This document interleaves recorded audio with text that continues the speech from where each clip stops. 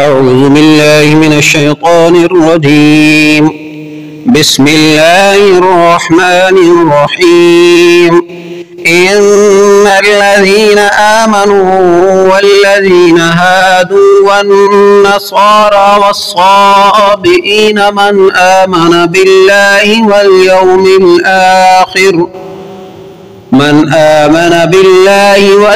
الآخر وعمل صالحا فلهم أجرهم عند ربهم ولا خوف عليهم ولا هم يحزنون.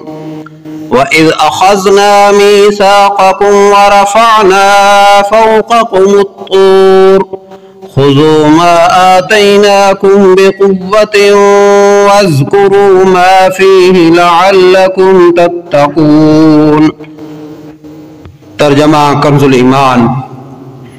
بے شک ایمان والے نیز یہودیوں اور نصرانیوں اور ستارہ پرستوں میں سے وہ کہ سچے دل سے اللہ اور پچھلے دن پر ایمان لائیں اور نیک کام کریں، ان کا ثواب ان کے رب کے پاس ہے، اور نہ انہیں کچھ اندیشہ ہو اور نہ کچھ غم.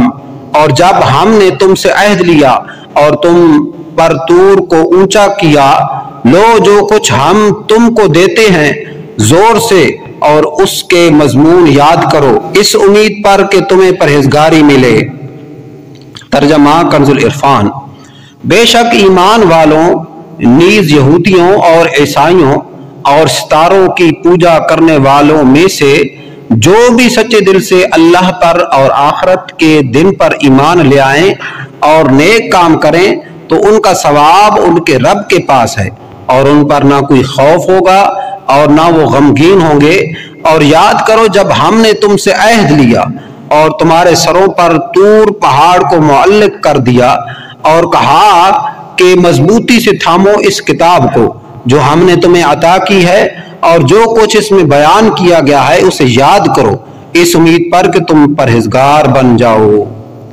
تفسیر صراط الجنان. وَإِذْ أَخَذْنَا مِيثَاقَكُمْ، اور یاد کرو جب ہم نے تم سے عہد لیا.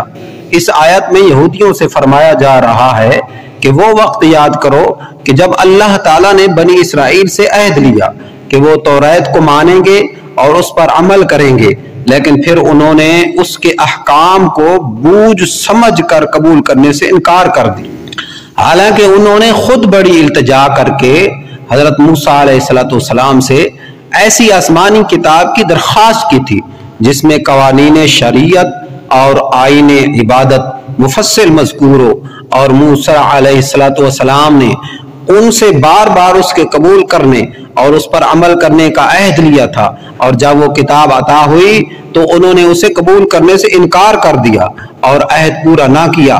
جب بنی اسرائیل نے اللہ تعالیٰ سے کیا ہوا عہد توڑا تو حضرت جبرائیل علیہ السلام نے اللہ تعالیٰ کے حکم سے طور پہاڑ کو اٹھا کر ان کے سروں کے اوپر ہوا میں معلق کر دیا، اور حضرت موسیٰ علیہ السلام نے ان سے فرمایا تم یا تو عہد قبول کر لو ورنہ پہاڑ تم پر گرا دیا جائے گا اور تم کچل ڈالے جاؤ گے. اس میں صورتاً عہد پورا کرنے پر مجبور کرنا پایا جا رہا ہے، لیکن در حقیقت پہاڑ کا سروں پر معلق کر دینا اللہ تعالیٰ کی قدرت کی قوی دلیل ہے. دلوں کو اطمینان حاصل ہوتا ہے کہ بے شک حضرت موسیٰ علیہ السلام اللہ تعالیٰ کے رسول ہیں اور ان کی اطاعت اللہ تعالیٰ کو مطلوب ہے، اور یہ اطمینان ان کو ماننے اور عہد پورا کرنے کا اصل سبب ہے. یاد رہے کہ دین قبول کرنے پر جبر نہیں کیا جا سکتا، البتہ دین قبول کرنے کے بعد اس کے احکام پر عمل کرنے پر مجبور کیا جائے گا. اس کی مثال یوں سمجھیں کہ کسی کو اپنے ملک میں آنے پر حکومت مجبور نہیں کرتی، لیکن جب کوئی ملک میں آ جائے تو حکومت اسے قانون پر عمل کرنے پر ضرور مجبور کرے گی. کام قرآن پر عمل کرنے کی ترغیب.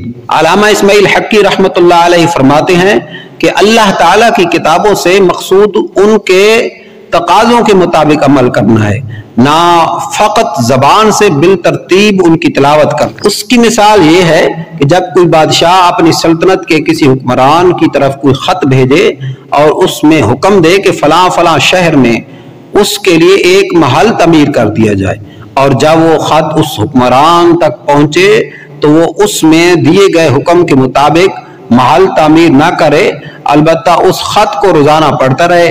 تو جب بادشاہ وہاں پہنچے گا اور محل نہ پائے گا تو ظاہر ہے وہ حکمران عتاب بلکہ سزا کا مستحق ہوگا، کیونکہ اس نے بادشاہ کا حکم پڑھنے کے باوجود اس پر عمل نہیں کیا۔